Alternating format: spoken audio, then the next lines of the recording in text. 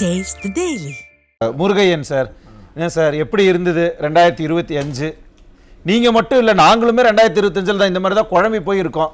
யார் எங்கே இருக்காங்கன்னு தெரியல. திமுகவில் நீங்கள் இருப்பீங்களா மாட்டீங்களா, மற்ற கட்சிகள் இருப்பாங்களா மாட்டாங்களான்னு அந்த குழப்பத்தில் இருக்கும், வேற ஒன்றும் இல்லை. அனைவருக்கும் ஆங்கில புத்தாண்டு வாழ்த்துக்கள். அதாவது ஆளுங்கட்சி என்றால் பலவிதமான போராட்ட களத்தை சந்திக்க வேண்டியிருக்கும், பல எதிர்ப்புகளை சந்திக்க வேண்டியிருக்கும். அது போன்ற இதுதான், அதுக்கு பேர் தான் ஆளுங்கட்சி. எதிர்கட்சி என்பது வாழ்க்கையா இருந்தா என்ன சார் பண்றது? நீங்க போராடுவீங்களா இல்ல மக்களுக்கு நல்லது பண்ணணும்னு யோசிப்பீங்களா? அண்ணா திமுக ஆட்சி இருக்கும் போது நூற்றுக்கணக்கான போராட்டங்களை நடத்தியவர் தான் சார் திமுக தலைவர் ஸ்டாலின் கூட. அதனால வந்து ஆளுங்கட்சி என்ன பேசுறாரு நடத்திய ஒரே ஒரு போராட்டம், அவர் வீட்டு முன்னாடி நின்று கருப்பு உடையை போட்டு கருப்பு கொடியை பிடிச்சி கோஷம் போட்டாருங்க. என்ன போராட்டம் நடத்தினார் அவர்? என்ன மதுவிலக்குக்காக போராட்டம் சொல்ற மாதிரி 4.5 ஆண்டு காலம் எடப்பாடியார் அவர்கள் மிகச்சிறந்த ஆட்சியை கொடுத்தது உண்மை என்றால், அங்கே ஸ்டாலின் வந்து எந்த விதமான எதிர்ப்பு அலையையும் உருவாக்கவில்லை என்றால் எப்படி 2021 வந்து தோற்று போனார்கள்? ஒரு நிமிஷம் இருங்க, நான் அதை கேட்கவே இல்லை. நீங்க அதுக்கப்புறம் வாங்க. 2020 இருங்க சார். 2020 ஒரே ஒரு விஷயம் பதிவு செய்யறேங்க. 10 ஆண்டுகள் ஆண்டதுக்கு பிறகும், அம்மா இல்லாத பிறகும், கட்சியில துரோகிகள் இருந்த பிறகும், கூட்டணி வந்து பலமா இல்லாத பிறகும் 3% வாக்கு வித்தியாசத்தை நம்ம வந்து ஆட்சியை வந்து இல்ல அவரு நம்ம கேள்விக்கு மடை மாத்துறாரு.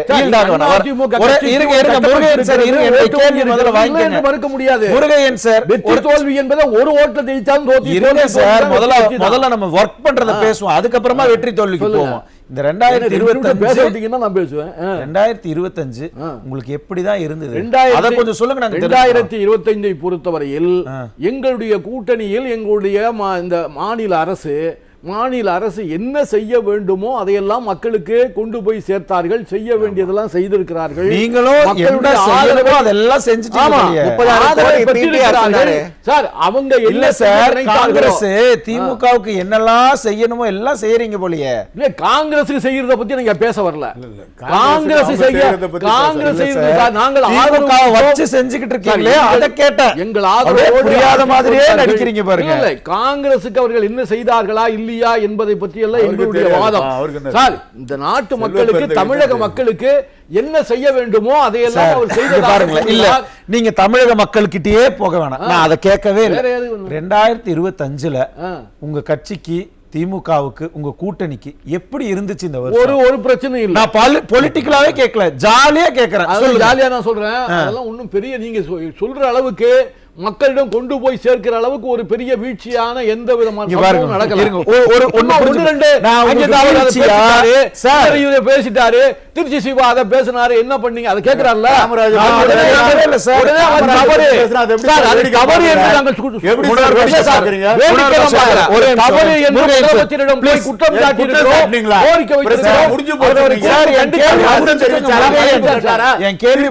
ரொம்ப ஜாலியா, ரொம்ப கேஷுவலா கேட்கிறேன்.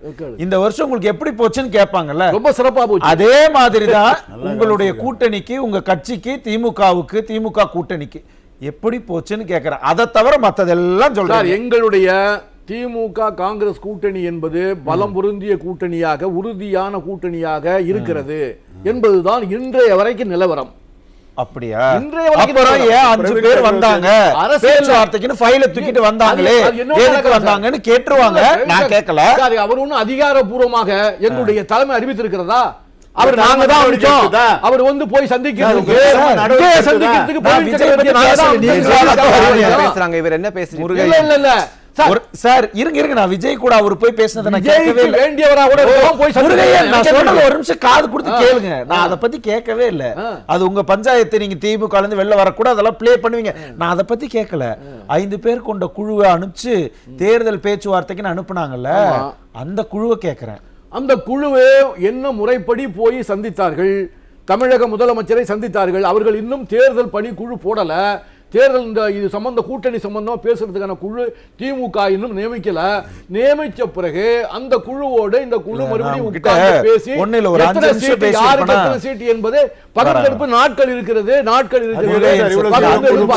நீங்க பேசினதுல இருந்து எனக்கு ஒரே ஒரு நிறைய குழப்பங்கள் இருக்கு போல. ஒண்ணும் குழப்பம் இல்ல சார். இல்ல ஒரு விதமான பதற்றம், ஒரு குழப்பம். நீங்க என்னதான் முருகன் சாருக்கு ஒரே ஒரு கேள்விங்க. அவர் வந்து திமுகக்கு வக்காலத்து வாங்கிட்டு வந்திருக்காரு. நான் ஒரே ஒரு கேள்வி கேட்கிறேன். பிடிஆர் அவங்க ஆட்சியில் இருக்கிற அமைச்சர் வந்து 30,000 கோடி வந்து மகனும் மருமகனும் சொல்லியிருக்காரா இல்லையா? கனிமொழி நடத்தின பெண்கள் மகளிரணி தலைவி நடத்தின பெண்கள் மாநாட்டுல ஒரு பெண் காவல் அதிகாரியை வந்து நீங்க வந்து கை முறுக்கி இடுப்பு கீழ்னீங்களா இல்லையா? திருச்சி சிவாக்கும் நேருக்கு இருக்கிற பிரச்சனையில நீங்க ஒரு போலீஸ் ஸ்டேஷன் அடிச்சு உடைச்சீங்களா இல்லையா? நடக்கக்கூடிய குற்றம் குறைகள் இந்த ஆட்சியில பால் தட்டுப்பாடு ஏற்பட்டதா இல்லையா? எடுத்து மக்களிடம் கொண்டு போய் பாருங்கள். நீங்க இதெல்லாம் எடுபடுதா? அவர்கள் இந்த மக்களுக்கு இந்த தாய்மார்களுக்கு பதில் சொல்லுங்க. இதெல்லாம் நடந்ததா இல்லையா? எடுபடுதா? எதை நம்பி மக்கள் ஓட்டு போடுவாங்க? சார் நீங்க இதெல்லாம் வந்து அங்கொன்று இங்கொன்று நடக்குது. முருகையன் அது எடுபடுமா? முதலமைச்சர் சார் யோசிப்பாங்களா? அதெல்லாம் எடுபடாது. ஒரே நிமிஷம். நமக்கு என்ன செய்தது இந்த அரசு? நமக்கு என்ன செய்தது?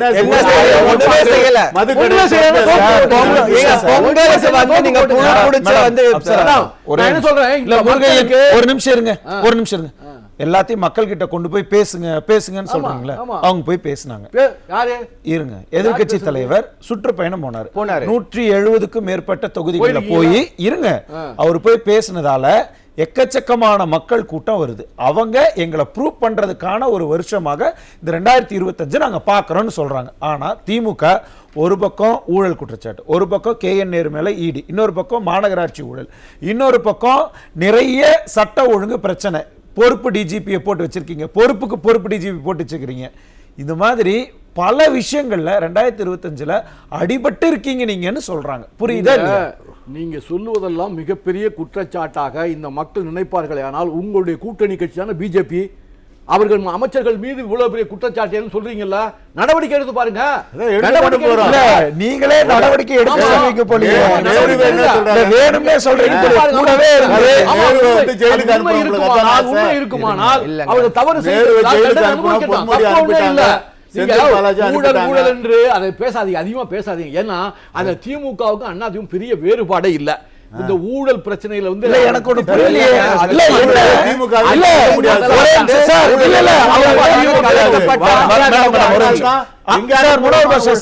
அவர் வேற ஒரு ரூட்டை பிடிக்கிறாரு. உங்களுக்கு புரியுதா? திமுகவும் தப்பு, அதிமுகவும் தப்புங்கிறாங்க. இடையில வேற எங்கேயோ அவங்க ரூட் போட்டு போறீங்க. அமித்ஷாவே தான் சொன்னாரு, ரெண்டு கிளறிகளையும் ஒழிப்பதுதான் உங்களுடைய கூட்டணி தலைவர் அமித்ஷாவே தமிழ்நாட்டில் பேசினார். இல்ல பேட்டி கொடுத்தார்.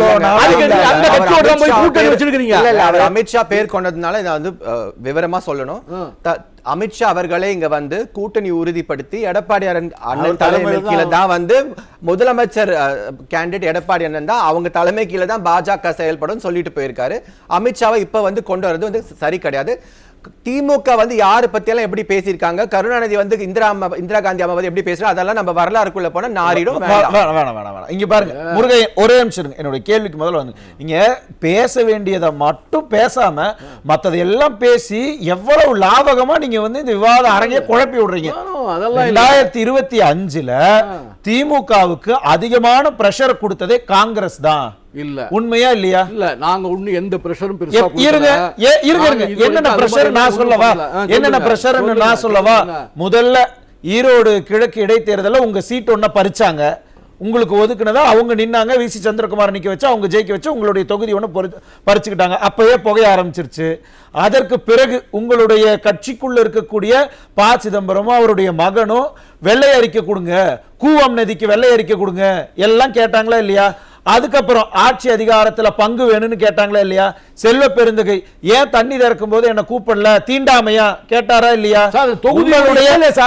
உங்களுடைய மாநில பொறுப்பாளர் கிரீஷ் சோடங்கர் வந்து ஆட்சி அதிகாரத்துல பங்குன்னு சொன்னாங்களா இல்லையா? ராகுல் காந்தி விஜய்க்கு போன் பண்ணி பேசினாரா இல்லையா? அதுதான்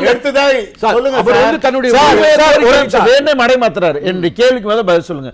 இத்தனையும் பண்ணி திமுகவுக்கு நீங்க இந்த ஆண்டு முழுக்க கொடைச்சல் கொடுத்துக்கிட்டே தான் இருக்கீங்க. நீங்க ஒண்ணுமே செய்யாம அமைதியா இருந்தோம்னா அடிமையாகி விட்டது காங்கிரஸ் சொல்றீங்க. அடமான இப்பதான் சொன்னீங்க.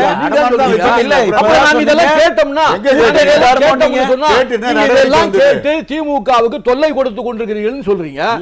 எதுவுமே பேசாம இருந்தோம்னு சொன்னா அடிமையாகி விட்டது. 9 வருஷம் கூட்டணியில இருக்கீங்க. 9 வருஷமா என்ன பண்றது? இருங்க முருகையன், 9 வருஷம் கூட்டணியில் இருக்கீங்க. 4 ஆண்டு காலமா திமுக கூட்டணி ஆட்சியில் இருக்காங்க. 4 வருஷமா மௌன விரதத்தில் இருந்தீங்களா? இல்லையே, நாங்க எல்லாத்தையும் கேட்டுக்கிட்டு நீங்க தான் சொல்றீங்க. என்ன கேட்டீங்க? எதுக்கு போராடுனீங்க? நீங்க ஒரு 5 நிமிஷம் எடுத்துக்கங்க சார், யோசிங்க. முருகையன் சார், 5 நிமிஷம் டைம் எல்லாம் முடிஞ்சு போச்சு. சொல்லுங்க, இப்பவாவது தயவு செஞ்சு என்னுடைய கேள்விக்கான பதில சொல்லுங்க. இவ்வளவு குடைச்சல்களையும் ஏன் திமுகவுக்கு இந்த ஆண்டு முழுக்க கொடுத்துக்கிட்டு இருந்தீங்க? திராவிட ஏதாவது திட்டம் வச்சிருக்கீங்களா? திராவிட முன்னேற்ற கழகத்தினுடைய ஆட்சிக்கு குடைச்சல் கொடுக்கிறது, எதையாவது எழுத்து பேசுவது, தொந்தரவு கொடுப்பது தான் எங்க வேலை இல்ல. அது கூட்டணி கட்சி ஒரு ஆட்சியில இருக்கு. சில குறைகள் குற்றங்கள் இருக்கும் பொழுது நாங்கள் வந்து அதை நேரடியாகவும் போய் சொல்லுவோம், வெளிப்படையாகவும் பேட்டி கொடுப்போம், நேரடியா போய் சொல்லுவோம். அப்படிதான் இருக்கும். எங்க கூட்டணி இப்ப பலமா தான் இதுவரைக்கும் இருக்கு. உங்கள் கூட்டணி இன்னும் கூட்டணியே அமையலங்கிறது தான் பெரிய குறை. இன்னைக்கு திமுக எதிர்கட்சி கூட்டணி எந்த விதமான பலத்தையும் அடையவில்லை, எதுவுமே இல்லங்கிறதாங்க. பிஜேபி அண்ணா திமுகவை தவிர இன்னொரு பலம் பொருந்திய கட்சி வரப்போவதா சொன்னார். ஒரு கட்சியும் வரல. எங்களுடைய கூட்டணி பலமாக இருக்கிறது. அண்ணா திமுக கூட்டணி ஒரு வகை. ஒரு நிமிஷம் இருங்க, பாட்டுக்கு பேசிட்டே இருந்தீங்கன்னா நீங்க பேசலாம் உண்மை ஆயிராது. கூட்டணி நாளைக்கு வேட்பாளர் வேட்புமனு தாக்கல் செய்யறதுனா கூட முன்னத்த நாள் கூட மாறலாம். அதுதான் அரசியல். சரி, சரிங்களா? நீங்க இன்டாக்ட் கூட்டணி தானே. எதுக்காக 6 மாசத்துக்கு முன்னாடி நீங்க பேச்சுவார்த்தை குழு போட்டீங்க? என்ன காரணம்? எதற்காக 9 வருஷமா பேசாத உதயநிதி கை நம்மளை விட்டு போகாது அப்படின்னு எல்லா மேடையிலும் இந்த ஆண்டு முழுக்க போய் பேசியிருக்காரு. ஏன் இந்த ஆண்டு உங்களுடைய கூட்டணிக்கு மிகப்பெரிய பஞ்சாயத்து ஆண்டாகத்தான் முடிச்சிருக்கீங்க. ஓர் இருவர் அங்கொருவர் இங்கொருவர் வந்து மாறுபட்ட கருத்துக்களை, திமுக ஆட்சிக்கு எதிரான கருத்துக்களை சொல்வதனாலும் கூட்டணியை நாம் மாற்றி அமைக்க வேண்டும் என்று கோரிக்கை இல்ல அப்படி இல்ல அப்படி இல்ல என்று டெல்லி தலைமை மறுக்கிற வகையில் 5 பேர் கொண்ட குழு அமைக்க மாட்டீங்க. எனக்கு நல்லா புரிஞ்சுச்சு. இல்ல நீங்க பதில் சொல்ல கூடாதுங்கிறது உறுதியா இல்லையே. நான் தான் ஒத்துக்கிறேன். எனக்கு புரிஞ்சுச்சு.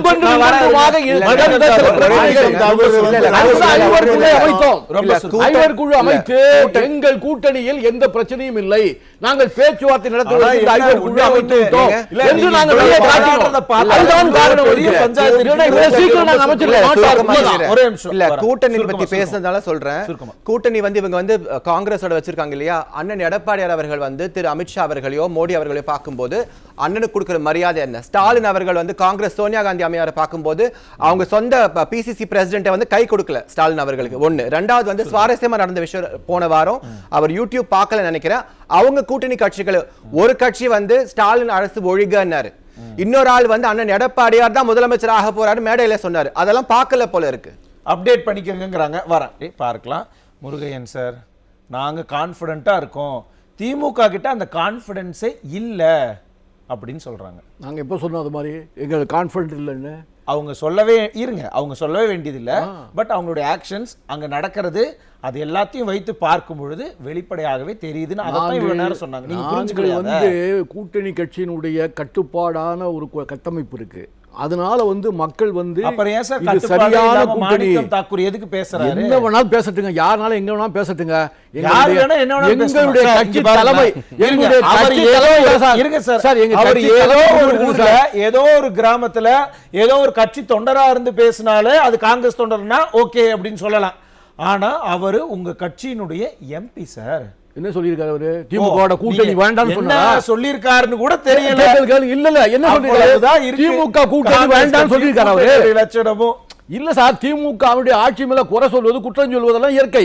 ஆனால் வந்து திமுக கூட்டணியை விட்டு நாங்க வெளியே போறது சொல்லிருக்காங்க. அது நியாயம் தான். திமுக மேல அல்ல ஆளு அரசு மேல குற்றம் சொல்றாங்க. தாவேகா கூட போனா இல்ல சார், தாவேகா கூட போனா காங்கிரஸ் மறுமலர்ச்சி கிடைக்கும்னு சில பேர் நம்புறாங்க. இவ்வளவு 4 ஆண்டு காலமாக இயல்புக்கு மீறி இருந்தீங்க, வாயை மூடிக்கொண்டு அமைதியாக இருக்கிறாங்க கூட்டணி கட்சிகள். இவங்க சொல்றாங்க, நான் சொல்லல அத கூட, கூட்டணி கட்சிகள் அமைதி காக்குறாங்க, ஏன் இவ்வளவு அமைதியா இருக்கிறீங்க அப்படின்னு கேட்டாங்க. இன்றைக்கு வாய் திறக்கிறீங்கன்னா எலெக்ஷன் நெருக்கத்துல தான் நாங்க வாய் திறப்போம், எங்களுக்கு வேறொரு வழி கிடைச்சதுன்னா நாங்க வாய் திறப்போம்னா இது சந்தர்ப்பவாதம் இல்லையா? சந்தர்ப்பம் இல்ல சார்.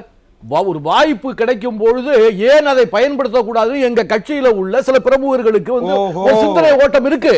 நான் இல்லன்னு சொல்லலையே. திருச்சி வேலுசாமி போன்றவர்கள், நீங்க வாணி தாக்கூர் போன்றவர்கள் வந்து இன்னொரு இவர் வந்திருக்காரு, விஜய் வந்திருக்கிறாரு, அவருக்கு ஒரு மக்கள் செல்வாக்கு இருக்கிறது, பெரிய கூட்டம் கூடுகிறது, எனவே அவர் கூட வந்து டிடிவி போறாரு, ஓபிஎஸ் போறாரு, செங்கோட்டையன் போயிட்டாரு, இதோட நம்ம எல்லாம் போனோம்னு சொன்னா அந்த கூட்டணி பலம் பொருந்திய கூட்டணியாக மாறும். எனவே தாவேகாவுக்கும் திமுகவுக்கும் தான் கூட்டணி, அவங்க ரெண்டு பேருக்கு தான் வந்து போட்டிங்கிற அளவுக்கு. தமிழ்நாட்டுல ஒரு கூட்டணி, ரொம்ப பிரபலமான ஒரு கூட்டணி இருந்தது. அந்த கூட்டணி பேர் என்னன்னு உங்களுக்கு ஞாபகம் இருக்குன்னு நினைக்கிறேன். அது ஒரு அந்த கூட்டணில எந்த விதமான 16 அந்த கூட்டணி எல்லாம் நல்ல கூட்டணி, அது பலமா ஒன்னு இருந்துச்சு. சார் அது வந்து விஜயகாந்த் நம்பி போன கூட்டணி சார். அது விஜயகாந்த் யார் இல்ல, நீங்க அரசியல்ல தான் இருந்தீங்க. சார் அப்ப வந்து அந்த கூட்டணியை யாரு முதல்ல கட்டமைச்சது, அதற்கு பிறகு யார் அதுல போய் இணைஞ்சது? விஜயகாந்த் போய் இணைஞ்சார். அவர் கட்டமைக்கல, வைகோ அவர்கள் தான். ஆமா, வைகோ தான் சார். வைகோ, விஜயகாந்த் எல்லாம் போறாங்க சார். அன்னைக்கு இருந்த தலைவர்கள் யார் இருந்தா? இங்க வந்து மிஸ்டர் முருகையா, கூல் டவுன். ஏன் பதறீங்க? மக்கள் நல கூட்டணின்னு சொன்ன உடனே பதற. அந்த சூழலை வேறுங்கறனா இங்க பாருங்க, தேவையில்லாம அதை விளக்கிக்கிட்டு இருக்க வேண்டாங்கறனா. ஒரு நிமிஷம் இருங்க சார். அப்ப இங்க யார் இருந்தாங்க? முன்னாள் முதலமைச்சர் ஜெயலலிதா வந்து இந்த அணியில இங்க இருக்கிறாரு, அங்க கலைஞர் இருக்காரு. அதனால 2021லயும் இப்படிதான் சொன்னீங்க. இல்ல, இருவரும் இல்ல, கூட்டணி கட்சிகளோடு சேர்த்து 75 சீட் அவங்க ஜெயிச்சுட்டு வந்து உட்கார்ந்துட்டு இருக்காங்க. இன்னைக்கு பலம் பொருந்திய எதிர்க்கட்சியா அது வந்து இங்க நம்ம திமுக இருங்க சார். திமுக 2011ல 2ஆம் இடம் கூட கிடையாது, 3ஆம் இடம் எதிர்க்கட்சி அந்தஸ்து கூட இழந்திருக்கு. ஆனா அதிமுக நீங்க சொன்ன அதேதான், மறைந்த புரட்சி தலைவி அவர்கள் இல்லாத சமயம் எடப்பாடி கே பழனிசாமி அவர்களுடைய தலைமையில இயங்கினது. ஆனா 75 சீட்டோட வந்து உட்கார்ந்தாங்கல்ல. நம்ம பேசலாமா சார்? அது நீங்க அப்ப ஆளுங்கட்சி சார். அப்ப வந்து அது ஆளுங்கட்சி மிகப்பெரிய பணபலத்தோட இருக்கிறீங்க, வந்தீங்க. 2006-11ல திமுக தான் ஆளுங்கட்சி. அவங்க இன்ஃப்ளூயன்ஸ் பண்ணியிருந்தா அதுக்கு முன்னாடி ஜெயலலிதா இருக்கும் போது கூட அண்ணா திமுக படுதோல்வியை கண்டிருக்கு. நான் இல்லன்னு சொல்லல. ஏன் எம்ஜிஆர் இருக்கும் போது 1980 பாராளுமன்றத்துல 2 தொகுதிகள் ஜெயிச்சது, அதுக்காக அந்த கட்சியை இல்லாம போயிடுமா? அதான் திமுக வந்து கம்மியான அதிமுகவுக்கும் இப்போ சொல்றீங்களா 96 நம்பிக்கையோட இருங்க, 96 நம்பிக்கையோட அடையறாங்க. ஆனா 97ல பிரதமர் யாருன்னு முடிவு பண்ற இடத்துக்கு போற அளவுக்கு வளர்ந்தாங்கல்ல. அதே போல 2024ல அவங்க நாடாளுமன்றத்தில் தோத்தாலும் இன்றைக்கு வரக்கூடிய 2026ல நாங்க ஆட்சியை பிடிப்போங்கிற கான்ஃபிடன்ஸ்ல இருக்காங்க. அது தோல்வினா அத பார்த்து ஏன் உங்களுக்கு தோல்வி சார்? தோல்வி வெற்றி தோல்விங்கிறது 2% 4% ஓட்ல தான் போவோம். ஆனால் கடந்த 2024 பார்லிமென்ட் தேர்தல்ல நீங்க பெற்ற வாக்கு வந்து அதிமுக ஓட்ல 20% ஓட்டை நீங்க இழந்திருக்கீங்க. அதை மீண்டும் பெறுவது. ஆமா ஆமா சார், 43% இருந்தது சார், 23 தான், 21 தான் வந்தீங்க. எத்தனை சதவீதம் வந்தீங்க நீங்க சொல்லுங்க வெளிப்படையா? 23% வந்தீங்க, அதுவும் தேமுதிகவோட சேர்ந்து. காங்கிரஸ் கட்சி கூட்டணியில் இருக்கிற திமுக கடந்த 2021 விட 2024ல கிட்டத்தட்ட 4% வாக்குகளை இழந்திருக்கிறீங்க. கணக்கெடுத்து பாருங்க. நன்றி, வராருங்க.